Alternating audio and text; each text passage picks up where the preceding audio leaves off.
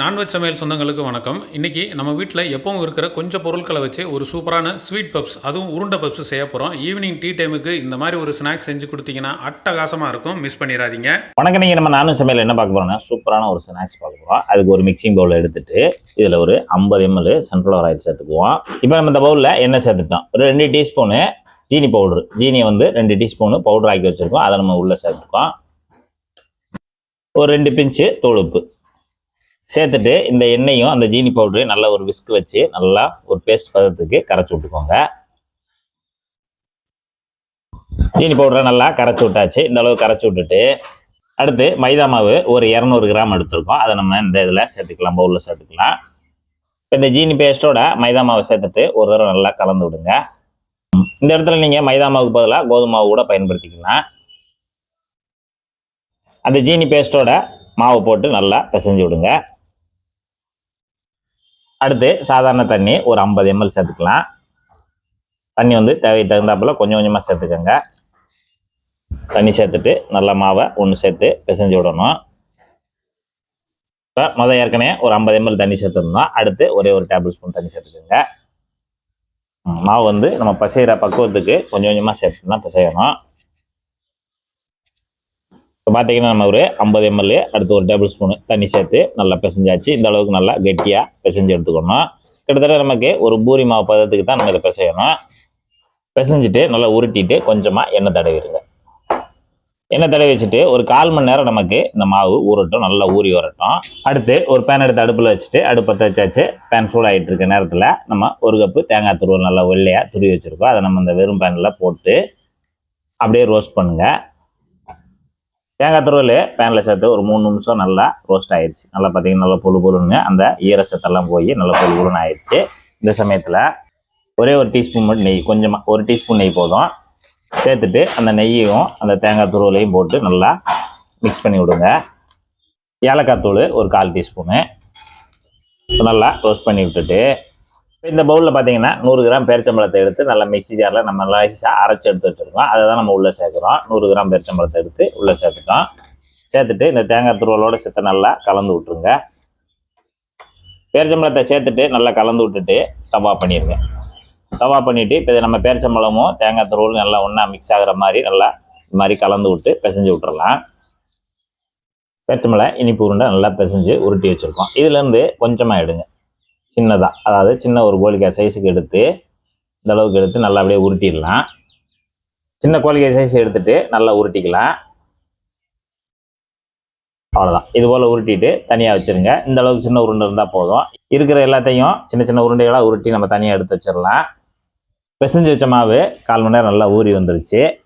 இதை மறுபடியும் இருக்க நல்லா பிசைஞ்சு விடணும். நல்லா அப்படியே மேல் மாவை நடுப்பக்கம் அமுத்தி விடுங்க. அப்படியேவும் கீழ் மாவு நல்லா மேலே வரும், நல்லா பிசைஞ்சு வந்துடும். இப்போ நல்லா பிசைஞ்சாச்சு. பிசைஞ்சிட்டு இப்படி உருட்டிடுங்க. உருட்டிட்டு இப்போ நம்ம கட்டிங் டேபிளில் வச்சுக்கலாம். இப்போ நம்ம அதை 2ஆக கட் பண்ணிக்கலாம். ஒரு பீஸை வந்து இந்த கட்டிங் டேபிளில் வச்சு நல்லா இப்போ நம்ம இதை தேய்க்கலாம். நல்லா போல் லேசாக அமுத்தி விட்டுட்டு பூரிக்கட்டை வச்சு நல்லா நைஸாக தேய்ச்சி விடுங்க.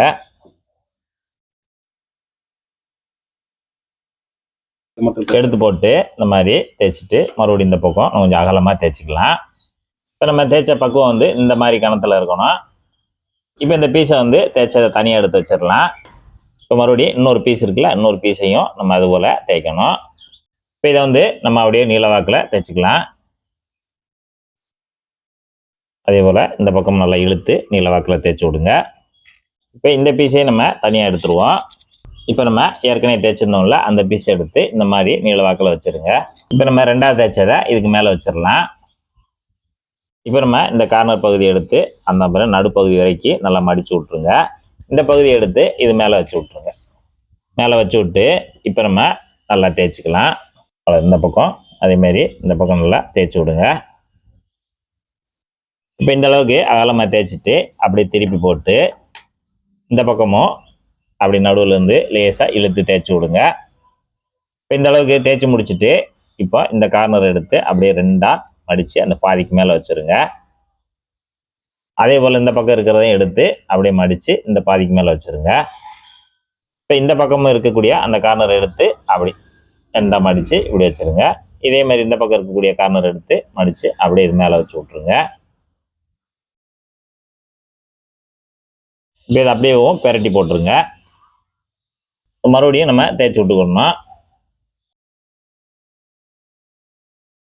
இப்போ நல்லா இந்த மாதிரி நீள வாக்கில் தேய்ச்சி விட்டுட்டு இந்த கன்னத்தில் தேய்ச்சி விட்டுட்டு இப்போ இங்கிட்ட இருந்து நம்ம உருட்டிடலாம் ஒன்று போல். இப்போ சைடு முன்ன பின்ன இருந்தாலும் பரவாயில்ல, நமக்கு தேய்ச்சி கடைசி ஃபினிஷிங்கில் கரெக்டாக வந்துடும். நல்லா அப்படி ஒன்று போல் உருட்டி விட்டுங்க. இப்போ நீளவாக்கில் வச்சுட்டு இப்போ ரோல் கட்டரை வச்சுருக்கோம், இல்லை ஷார்ப்பான கத்தி வச்சுக்கோங்க. இப்போ நம்ம ரெண்டாக இதை கட் பண்ணிக்கலாம். அப்படியே ரோல் கட்டரை வச்சு நல்லா ரெண்டாக அப்படி நேராக ஒரு கோடு போட்டு விடுங்க.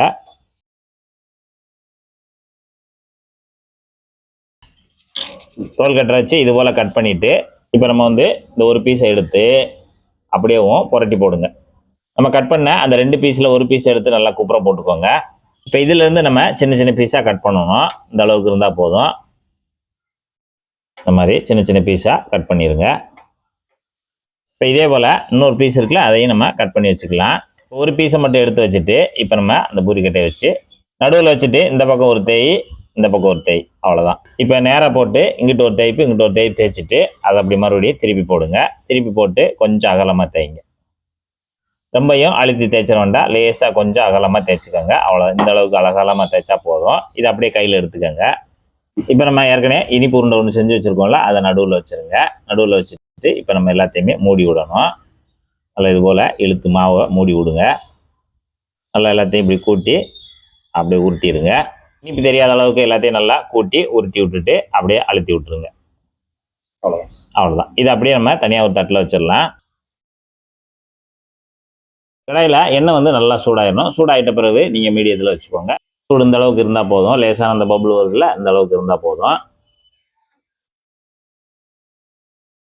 இப்போ நம்ம எண்ணெயில் சேர்த்து ஒரு நிமிஷம் ஆச்சு. 1 நிமிஷம் கழிச்சு இந்த மாதிரி கம்பி குச்சியை வச்சு லேசாக அப்படியே எண்ணெயிலே சுற்றி விடுங்க. இப்போ எண்ணெயில் சேர்த்துட்டு 2 நிமிஷம் ஆச்சு. இப்போ நம்ம எண்ணெயில் அப்படியே நல்லா ஜல்லி கரண்டி வச்சு சுற்றி விடுங்க. எல்லா பக்கமும் நல்லா பொரிஞ்சு வரட்டும். இப்போ நமக்கு உருண்டைகளை சேர்த்து 5 நிமிஷம் ஆச்சு. 5 நிமிஷம் கழிச்சு நல்லா பொன்னிறமாக உருண்டைகள்லாம் நல்லா பொரிஞ்சு வந்துருச்சு. இந்த சமயத்தில் நம்ம எல்லாத்தையுமே அரிச்சு எடுத்துடலாம்.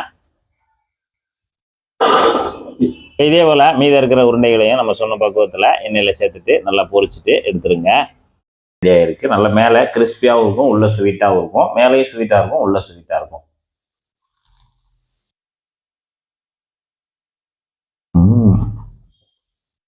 சூப்பராக இருக்கு. நல்லா உள்ள அந்த இனிப்பு, மேலே இருக்க இனிப்பு, ஒரு ஸ்வீட் பப்ஸ் சாப்பிட்ட மாதிரி சூப்பராக இருக்கு. இந்த உருண்டை பப்ஸு இதே போல் இதே மெத்தடில் நீங்களும் சூப்பராக செய்து சாப்பிட்டு பார்த்துட்டு எப்படி வந்ததுன்றதை கமெண்ட்டில் சொல்லுங்கள். நன்றி, வணக்கம்.